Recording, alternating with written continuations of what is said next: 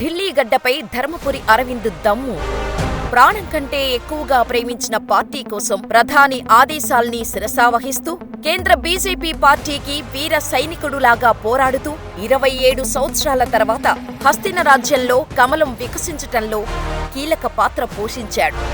తెలుగు నేల ముద్దుబిడ్డ, తెలంగాణ ఆణిముత్యం, young and dynamic leader, Nizamabad MP Dharmapuri Arvind.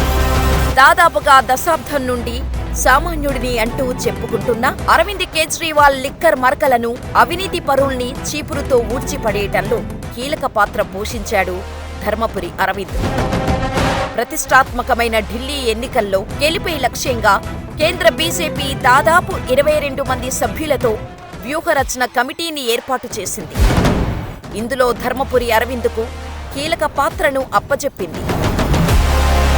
అది కూడా ఆప్లో కీలక నేత అయిన డిప్యూటీ సీఎం మనీష్ సిసోడియా సొంత నియోజకవర్గం జంగ్పూరా మరియు 10 ఏళ్లుగా ఆప్ గెలుస్తున్న ఆర్కేపురం, ఈ 2 స్థానాల్లో తనకు కేటాయించిన ఎన్నికల ప్రచార పర్వాన్ని వ్యూహరచనతో సమర్థవంతంగా అమలుపరుస్తూ ఢిల్లీలో నివసిస్తున్న తెలుగు ప్రజల్లో మార్పు తీసుకువస్తూ తెలుగు ఓటర్ల మనసు గెలుచుకున్నాడు.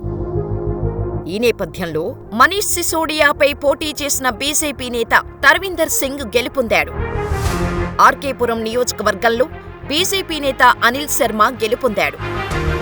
ఈ 2 స్థానాల గెలుపులో ధర్మపురి అరవింద్ విశేషంగా కృషి చేస్తూ స్థానిక ఓటర్లను ఆకట్టుకోవటంలో సంపూర్ణ విజయం సాధించగలిగాడు.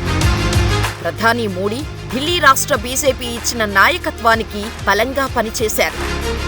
ఇక ఈ గెలుపుకు కారణం ప్రధాని నరేంద్ర మోడీ సమర్థవంతమైన ప్రభుత్వ విధానాలే అంటున్నారు ధర్మపురి అరవింద్.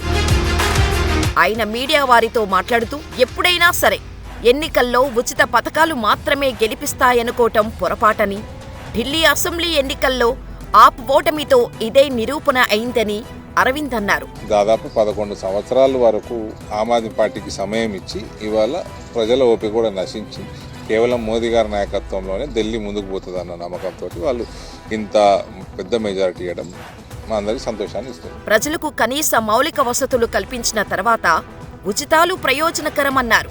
మౌలిక వసతులు లేనప్పుడు ఎన్ని ఉచితాలిచ్చినా ఆంధ్రప్రదేశ్, ఢిల్లీ మాదిరి ఫలితాలే వస్తాయన్నారు. ప్రధాని నరేంద్ర మోడీ పనితీరును చూసే ఢిల్లీ అసెంబ్లీ ఎన్నికల్లో ప్రజలు గెలిపించారని ధర్మపురి వ్యాఖ్యానించారు.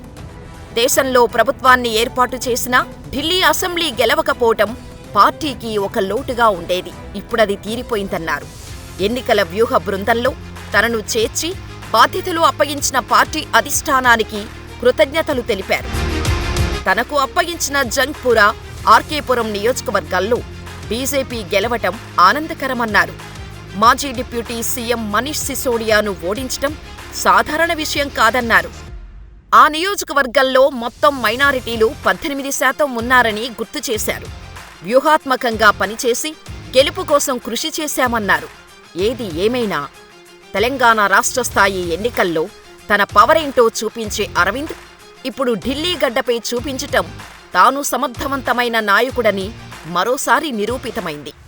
రాబోయే రోజుల్లో కేంద్ర స్థాయిలో కీలక బాధ్యతలు అప్పజెప్పినా అన్నిటినీ సమర్థవంతంగా నెరవేర్చగలరని కేంద్ర బీజేపీకి నమ్మకాన్ని ఇచ్చాడు ధర్మపురి అరవింద్.